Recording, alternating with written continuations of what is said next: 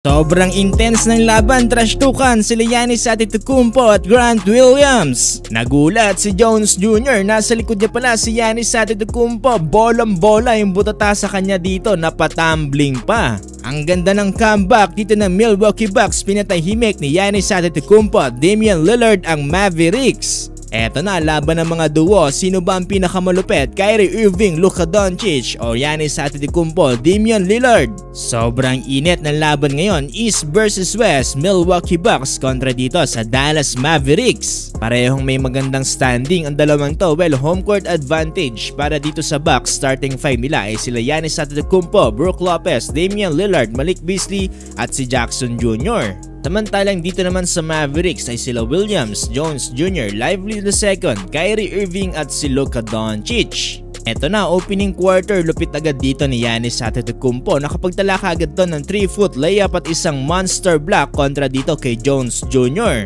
Eto, maaga rin nagpapakitang gilas si Luka Doncic, step back, 3-pointer. Dito sa quarter na to, masyadong mainit si Giannis Antetokounmpo. Pinagsasalaksakan dito ang Dallas Mavericks at nakapagtala nga siya dito ng 14 points. Lahat ng puntos na yan ay nanggaling dito sa pintura. 11 points para dito kay Luka Doncic, samantalang alat naman ni Uncle Drew, shooting 1 out of 6 from the field. Tapos ang first quarter, lamang lang ng isa dito ang Dallas Mavericks, 34-33 matapos ang 3-point jumper dito ng Tim Hardaway Jr.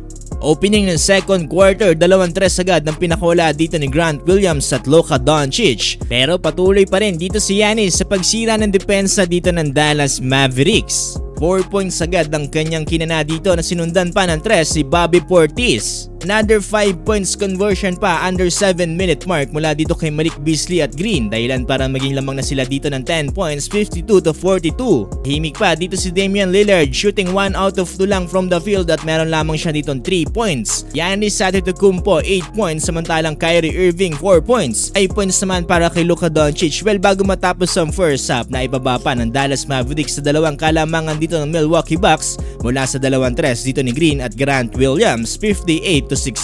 Nagsisimula na mag-init ang laban, trash-tukan na sila Grant Williams at Giannis Antetokounmpo. Opening ng third quarter, lamang lang ng dalawa dito ang Bucks, pero eto, Luka Doncic superstar mode na sinundan dito ni Kyrie Irving. Eto na ata ang isa sa pinakamagandang duo ngayon dito sa NBA regular season. Agutan ng puntos dito si Luka at Uncle Drew, dahilan para maging lamang dito ang Dallas Mavericks under 9-minute mark, 71-60. Biglang aalat ng tira dito ni Giannis Antetokounmpo, pero ito another 3-pointer mula dito kay Kyrie Irving at step back jumper mula dito kay Luka Doncic. Alat si Giannis kaya trabaho muna ng ibang teammates dito. Cameron Payne 5 points mula sa kanyang 3-pointer at 13-foot pull-up. Banya sa apat ng kalamangan dito ng Bucks, 83-79 under 4-minute mark. Pero hindi pa rin yan pwede dahil nandito pa rin sa loob ng court dito si Uncle Drew, and 1 play pa kontra dito kay Cameron Payne. Sabayan pa yan dito ng 2-3 si Grant Williams at Uncle Drew. Natapos ng third quarter, lamang na ang Mavericks 98-89. Pagpasok ng fourth quarter, kailangan magabol ng Milwaukee Bucks, pero ito Giannis Antetokounmpo muli na naman nag-init dito sa pintura. 4 points kaagad ang kanyang kinana dito, sabayan pa ng 2-3 sila Cameron Payne at AJ Green. Bana lang sa 7 lamang dito ng Mavericks, pero sinundan pa yan ng another 5 points ni Giannis Antetokounmpo mula sa kanyang driving layup at 3-pointer.